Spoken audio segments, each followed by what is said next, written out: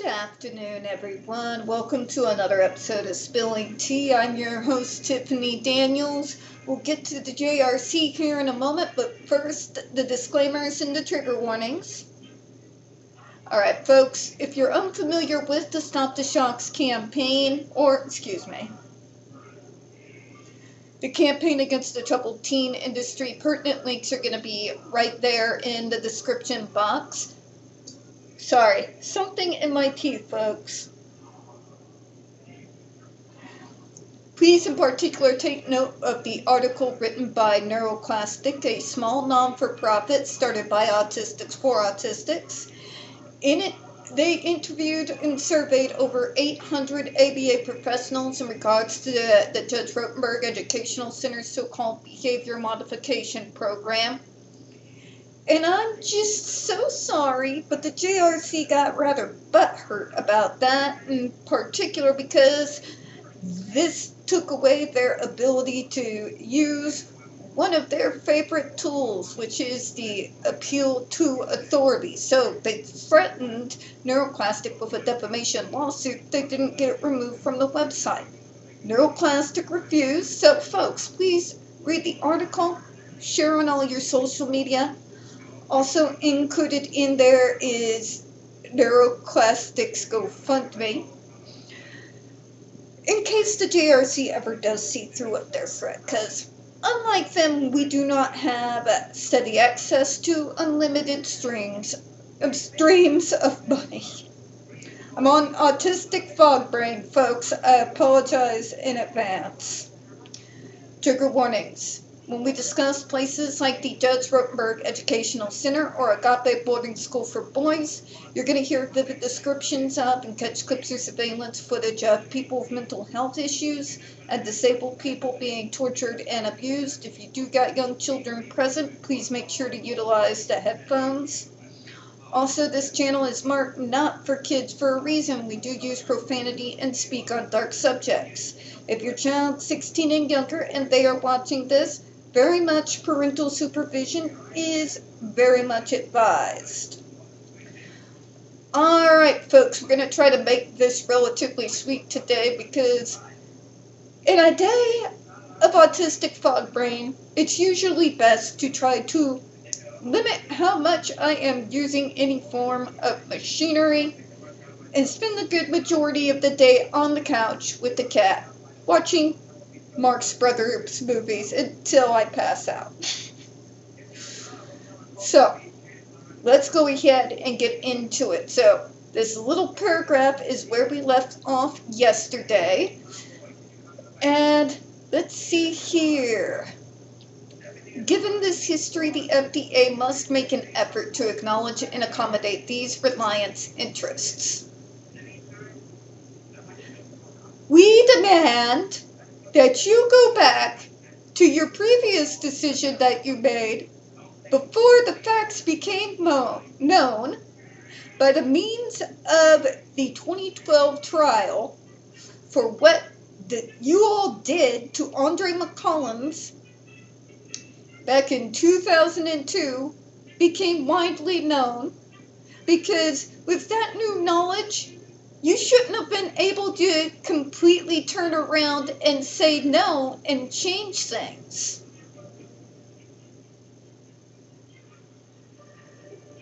JRC, let me explain to you a few things that you don't seem to understand.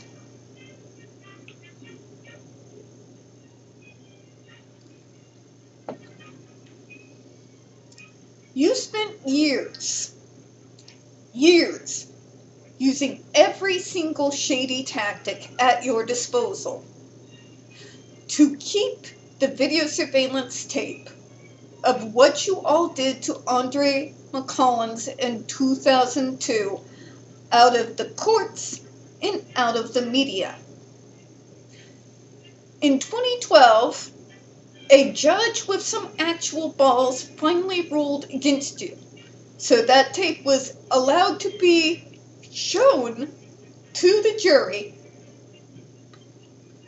in regards to that lawsuit against you.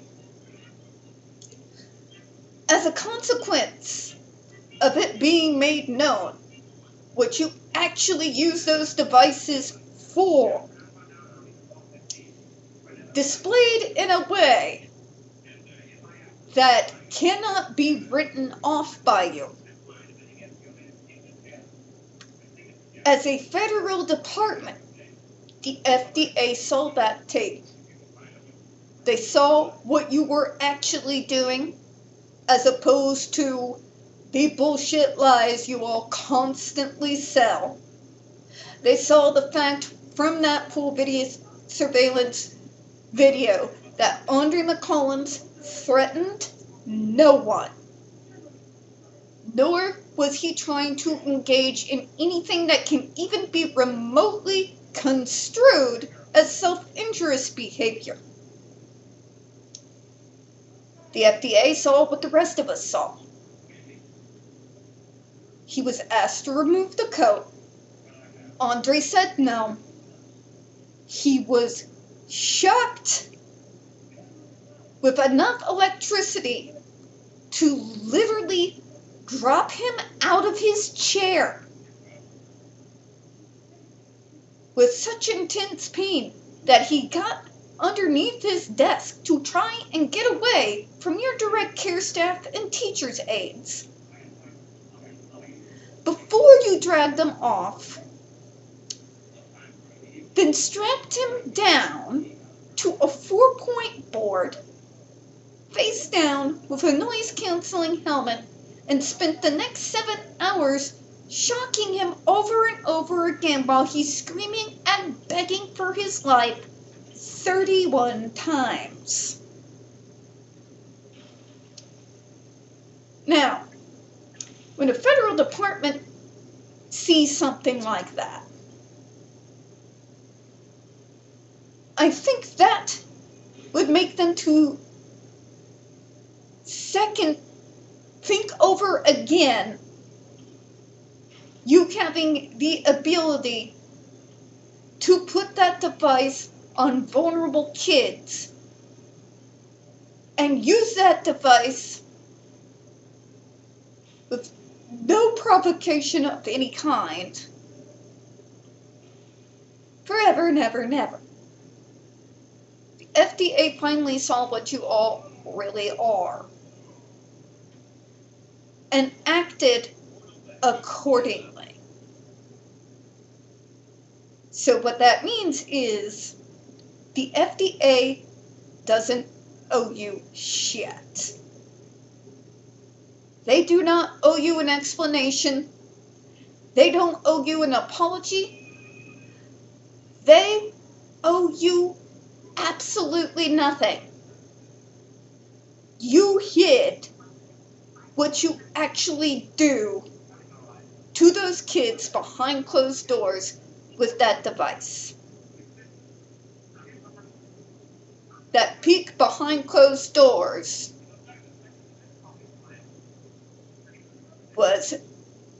it went around the world, folks.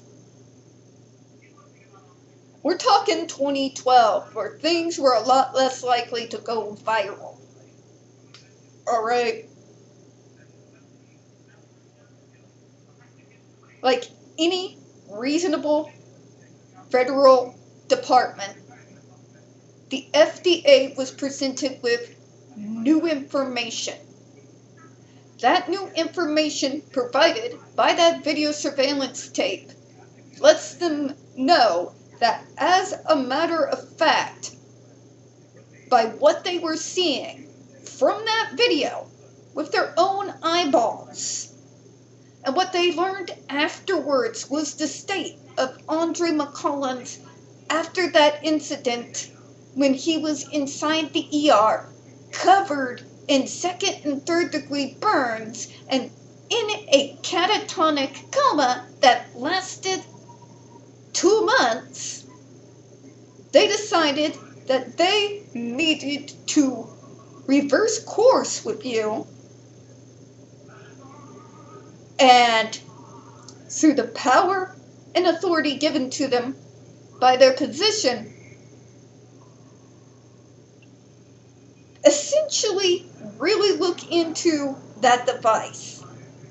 when you see a video like that, you really do want to go back to the drawing board to discover, is the risks of what we are seeing right here with our own eyeballs actually worth the extremely temporary benefits? This is what we like to call normal, reasonable, logical behavior. They don't have to explain shit. You, on the other hand, JRC, have a whole lot of explaining to do. And you can start with all the dead kids whose deaths were at your hands. Direct, indirect, it's on you. Okay? That had been any other school, anywhere else, it would have been shut down. And everybody that was even affiliated with said situation behind bars. Okay? You have received special treatment far too long, JRC. The way that the FDA did a complete 180 is the consequences of your own depraved and barbaric behavior. Simplest thing in the world to explain. But let us continue here. The fact that it has done so in other contexts makes it obvious that the FDA is well aware of this obligation. This makes its decision to ignore that obligation here all the more arbitrary and capricious. Where the hell have they ignored their obligation? They have explained to you in express detail why they made the decision that they made. Not just that, but gave you all the earmarks, all the sources, all the information that they had to assist them in making their determination. They cited ER documentation. They cited ER photos of injuries. They cited video surveillance footage from your own cameras. They cited multiple lawsuits, multiple transcripts from lawsuits laid against you by parents who were unaware of just how sick and evil you all are. What the hell else do you want the FDA to present? But they ignore their obligation. How? How, JRC? How did they ignore their obligation? In what way, between the proposed ban and the final rule in 2020, did they ignore or avoid providing their reasons for banning the device? They didn't. They told you why. They told you in express detail. In fact, they used so much detail that both the proposed ban and the final rule took up multiple pages, I might add. Not just that, but both in the proposed ban and in the final rule, they did actually include all the so-called objective supported clinical studies, the newest one being over 40 years old, older than I am. In spite of the fact that the very age of those clinical studies should have automatically disqualified them for being used in this capacity. They told you why they did not look at your clinical study seriously or allow it the same amount of weight when compared with data from alternative forms of treatment programs. They explained all of this. They bent over backwards. My God, they have been so transparent through the entirety of this. They have been so clear in letting everyone know what they were doing, why they did it.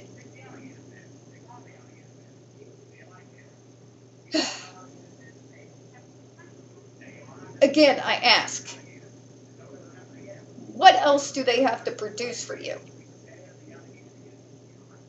Jimmy Hoffa and an oil drum?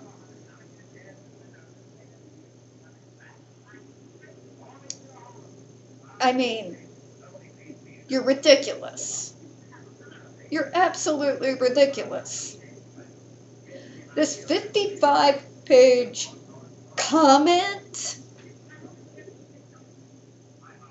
is utterly ridiculous. Copy and paste it. So we all have to read again through the exact same crap that you used in going against not just the original rule, but literally copy-paste arguments you've been using since the 70s.